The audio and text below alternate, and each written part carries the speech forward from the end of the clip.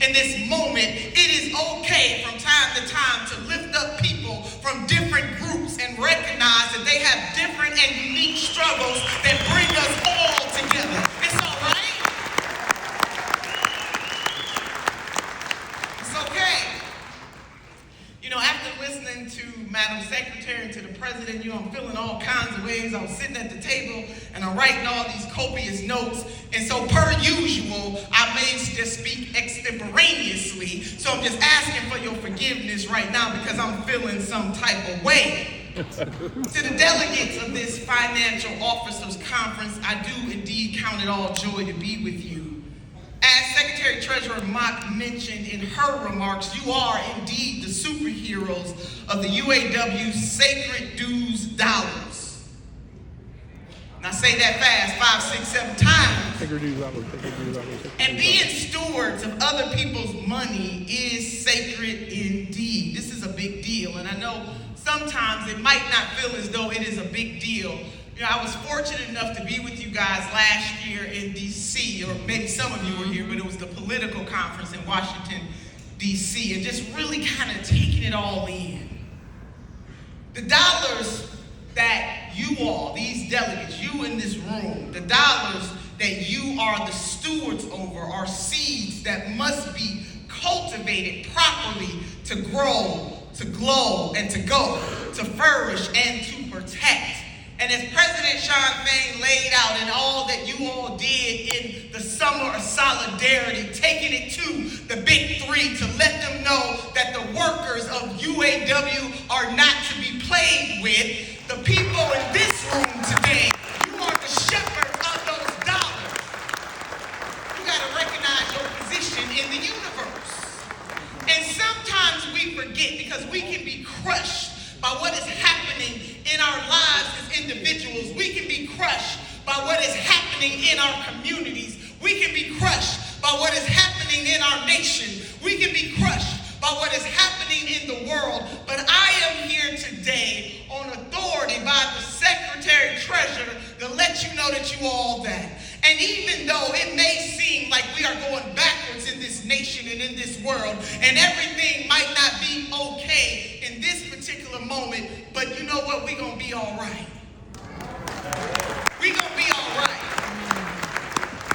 As long as we are willing to engage in the fight, we will be all right. Now, there will be many more fights ahead, both internal to this union, because you know what, let me take that back. I'm talking about them other unions that don't get along internally. Not the UAW. I know everybody gets along. I'm talking about them other folks that are not in here today. But there will be fights internally and externally. We got that.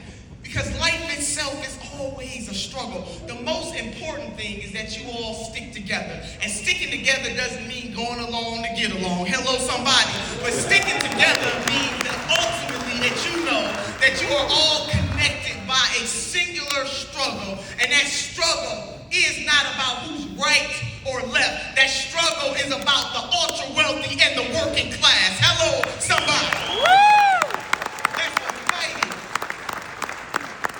We are in perilous times. There is no doubt about it. I'm glad that President Fain brought up the struggle of our federal working sisters and brothers and family and friends. If they come for one, they come for all. And I never thought I would live in a country in this day and time where you have an administration that would dare to declare war on civil servants. They may not be elected, but they are doing the people's business. When they work in the VA or they work in Social Security, they are doing the people's business. So we got to stand up for them too. Perilous times, but we have been here before. And we might not be all good, but we will indeed be all right. When the Secretary Treasurer introduced me, she talked about a project that I am resurrecting called a Freedom Budget for All Americans, as envisioned by one of the greatest labor unionists of the 21st century by the name of Asa Philip Randolph. The Reverend Dr. Martin Luther King Jr. and Bayard Rustin. And what they envisioned was something really simple. simple. It was something really spectacular, which is that all working class people deserve some things, should not be groveling to make a living wage. This was in 1966, and their vision as they laid it out was this, that we as a hegemonic nation have the ability, the power, and the resources, the resources to eradicate poverty in 10 years. That was in 1966 when they envisioned the freedom budget for all Americans. All means all. All means lottie-dottie and everybody. And they challenged this nation. It is absolutely insane and unacceptable. It is absolutely outrageous to be in the wealthiest nation on the face of the earth and have a concept of the working poor. It doesn't make a whole lot of sense to me. It is outrageous. It is immoral. It is unacceptable to have folks sleeping out on the streets in the United States of America. I want to quote the urban poet Tupac. We got money for war, but we can't feed the poor. Come on now.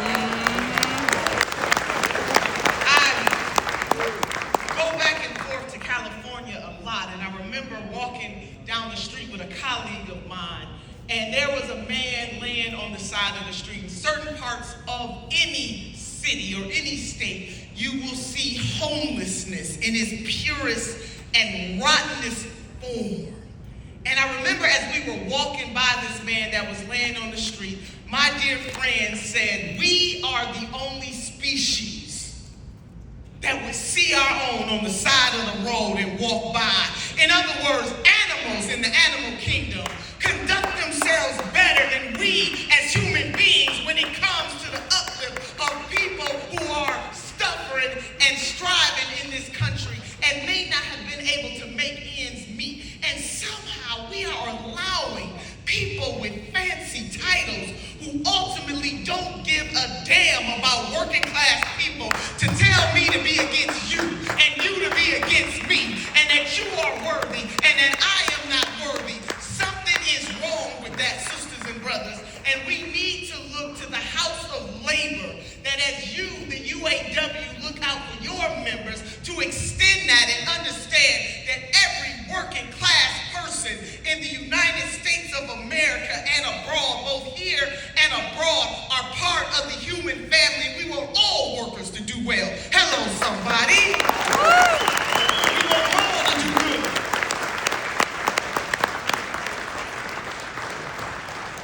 When I think about the freedom budget for all Americans, UAW, I want you to know that you were there. There are over 150 individuals and organizations that signed on to the freedom budget, and the UAW was one. So as we resurrect this thing, UAW, I'm coming for you in the 21st century to ask you to do that again. I need to center this thing. I haven't quite centered it yet. I am from the great state of Ohio, so those trade deals hurt. OH! That's it, baby. Those trade deals hurt us in Ohio. So I'm rolling with President Fain when he says we need to align ourselves with politicians or elected leaders that align with us. In other words, let me put some Turnerism on this. We will not get so enamored with elected officials that we forget why we are standing up. I don't care if you are Democrat or Republican, Libertarian, a little country, a little rock and roll. What I want to know is that when you are in elected office, who do you stand for? Who are you going to be committed to? And I got to tell you, man, I'm willing to work with Satan himself or herself, Keisha. You know what I mean? I'll work with anybody that's going to do the right thing on behalf of humanity. That's how we got the role. So if people out there talking mess about the UAW, hey, we ain't got time for that. But what we do have time for, what we must make time for, is to constantly be committed to the struggle. The struggle is forever, so we are forever in the struggle. It never ends. And those of us who have a justice-minded heart, in season and out of season, what we must reconcile ourselves to know that there's always an words, for all the progress that we may make as individuals, as communities, as a nation, there will always be an opposite force trying to pull us back. And there is no doubt that right now there is an opposite force here in these United States of America trying to pull us back. The question becomes, are we committed enough to the things that we say we believe in to call it out? Now, when I talk about the freedom budget for all Americans, sisters and brothers, I got to break this thing down for you. First of all, let me go back to my notes. I'm all off my notes, Madam Secretary Treasurer. I'm all off my notes. I'm all in my head. I'm feeling this thing. Toni Morrison once said, the function of freedom is to free somebody else.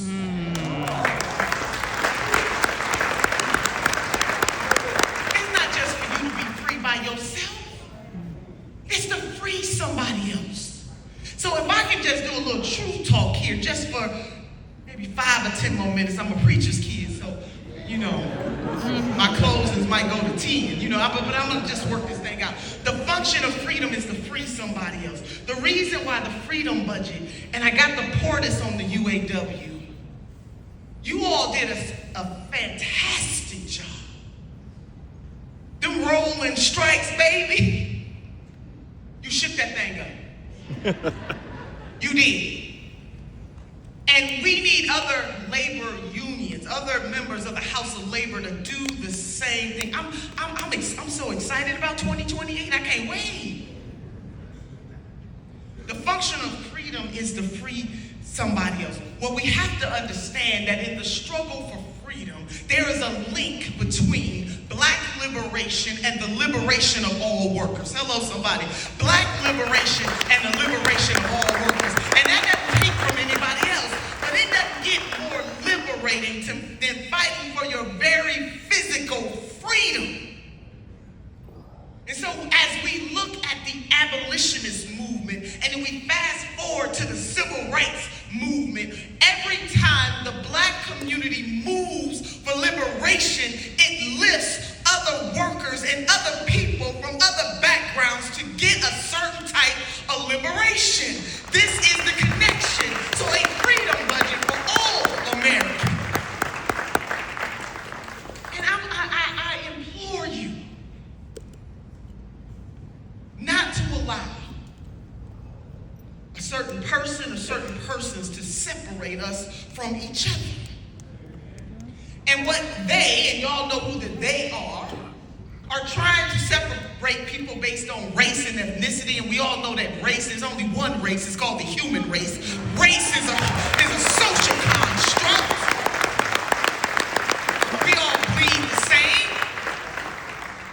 Our experiences may not all be the same, and we got to recognize that. And you cannot change the history of this nation by deciding you're going to ban some books. The history is what it is.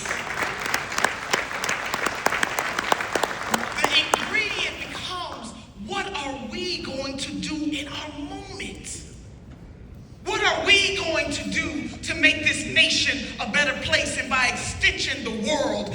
That's what this means. And any leader, and I don't care who they are, that wants to erase the history, this is about the good, this is about the bad, this is about the ugly, and this is about the possibilities. This nation was not formed in a way that was equal. And what's wrong with admitting that?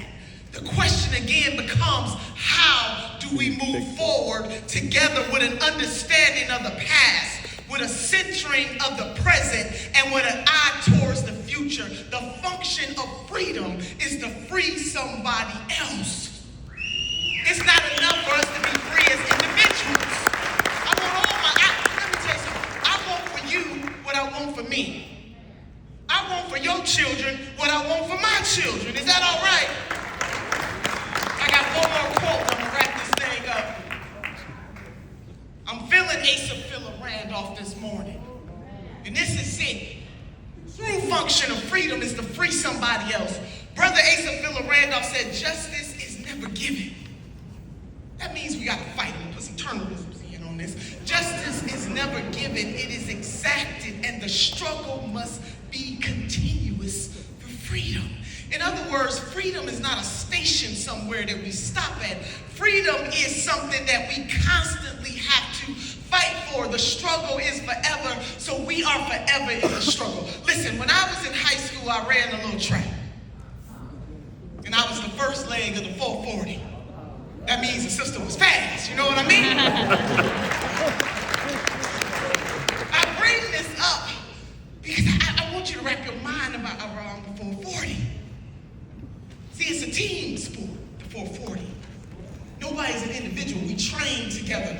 We practice together so that we have the perfect timing when it is time to pass the baton. If somebody passes it too fast, the person may miss it. If they pass it too slow, the person may miss it. They gotta pass it just right. They gotta be in sync with one another when they're passing the baton. So the first leg of the 440 relay, my job was to get the lead for my team. UAW, your goal is to get the lead for your team. Hello? Your team is your members. Your team is working class people in this country. So I gotta get the lead for my team. The second leg of the race, their job, her job, is to keep the lead and advance the lead. Meaning we can't stay in the same place. The third leg of the race, same assignment, to keep the lead and advance the lead. And then the anchor leg brings it on home. But in this story, we never reach home because every generation is charged with passing that baton, keeping the lead and advancing the lead. And it's okay to say that we've lost a little ground, but we cannot stay in this moment. I want you to see your work like the 440 relay to advance the lead and to keep the lead. The function of freedom is to free somebody else. If we are all not free, then nobody is free. The function of freedom is to free somebody else. And that's all of us.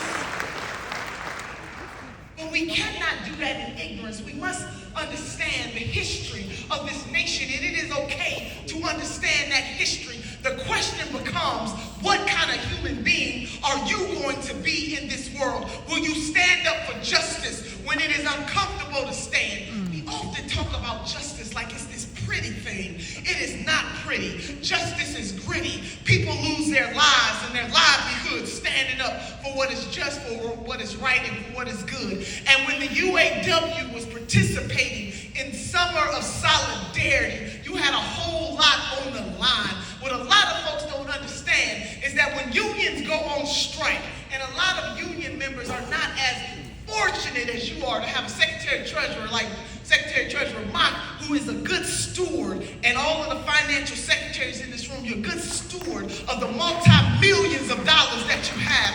Many labor unions don't have multi-million dollars, but what you were able to do with your power was to show the big three, y'all ain't bigger than me. Y'all ain't bigger than the UAW, baby. That's what you showed. And you provided a pathway for other unions to understand how to fight back.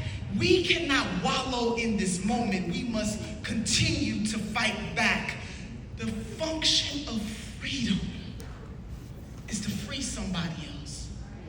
And when I tell you that there are so many of our sisters and brothers and our family and friends who are suffering in this country, who don't have the benefit of UAW membership, I want you to know that you are all that, but we need our neighbors next to us to be all that. Because when everybody is doing okay, then we all are doing okay. It is a much better environment.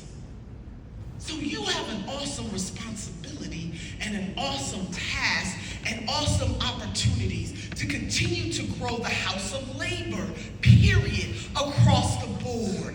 In the United States of America, there are those with fancy titles who do not want to see the House of Labor grow. As I said, I'm from the great state of Ohio. I'm old enough to remember when Senate Bill 5 was going through the legislature. That was the right to work for less, as they tried to strip workers in my great state from the ability to collective bargain. I was in the legislature at the time, and I remember not only voting the right way, okay, I shouldn't vote the right way, but baby, I got into the streets to help collect petitions, because we have power of referendum in this great state of Ohio, and we were able to show our colleagues on the other side of the aisle who wanted to take away collective bargaining rights in the great state of Ohio that the people will have the final say. And although the majority of people who voted against taking away collective bargaining rights in the great state of Ohio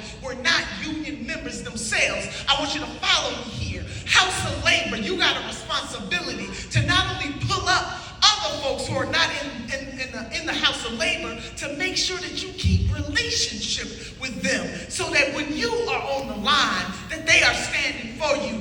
UAW, the House of Labor, people are excited about labor unions now, and part of that has to do with the work that you were doing in the summer of solidarity along with some other folks. We need each other. The true function of freedom is to free somebody else, and to understand that if your neighbor can't eat, if your neighbor doesn't have a place to lay their head, then we all are in jeopardy. My final close, on top of the close that I've already had. I'm feeling this UAW. I wore my tennis shoes today so I can run around the room if necessary. Poverty is no fun. And if anybody thinks that people aspire to be poor, when I taught in college classrooms, I would, on the first day of class, ask my students, what do you want to be when you grow up? What do you want to be when you grow up? Many of them were adults, and they never had anybody in their adult lives say, what do you want to be when you grow up? None of my students said, I want to be poor. None of my students said, I want to live in public housing. None of my students said, I want to live hand to mouth. All of them had aspirations of a bigger and a beautiful life. There is individual responsibility, but there is systemic responsibility too. And anytime in a country you got so few people that have so much and so many people that have so little, you got to say to yourself that something is inherently wrong with the system. And what is wrong with the system, I believe that the House of Labor, aligned with civil rights organizations, can make it right. We have an awesome opportunity, and we have an awesome responsibility. The function of freedom is to free somebody else. And I don't care about fancy titles. I believe that titles are good, but purpose is better. What is your purpose? Sometimes people get in rooms and they done forgot why they're there because they just so giddy about being in the room. And that is especially politicians. But our job as citizens, as voters, as members of the House of Labor is to hold everybody accountable to what they said they would do for working class people in the United States of America. And I don't care about their TikTok videos. Lord, don't get me started. Okay, let me do this. 3 things I want you to remember besides the function of freedom is to free somebody else. Because I believe that the creator of this universe has given us 2 hands, one to reach forward and one to reach back, lifting as we climb. You don't have, I don't have. We can't be all right singularly. We got to be all right collectively. The function of freedom is to free somebody else. Number 2, we might not get everything that we work for, but we will work for everything that we get. As working class people, we are connected in that way. But lastly, in the words of my grandmother who hailed from the South. Now, my grandmother could not read or write with sisters and brothers, but particularly to the sisters, she could count her money. And ladies, she kept her money in the Southern Ladies Bank and Trust. Now, if y'all don't know what that bank account is, let's go ask them. I used to ask my grandma, I said, Grammy, why you keeping your money up there all the time? You know, one time she went to the grocery store, sis. What's your name? Brenda. One time my grandmother went to the grocery store, and she had her money in the Southern Ladies Bank and Trust. But she forgot which side, Brenda, that she had her money. She was a pistol carrying woman too. So she pulled the pistol out first and laid it on the counter. The lady was so shocked. And then she got to the Southern Ladies Bank and Trust. But anyway, my grandma was one of the smartest women I've ever known. She couldn't read or write. She didn't have a formal education. She only made it to the 3rd grade because she was born in 1913, and we all know what a time that was for anybody that got a little chocolate coat on them. But my grandmother would tell me all the time, to be successful in life, I want to leave these words with you. She said, all you need is the wishbone, the jawbone, and the backbone.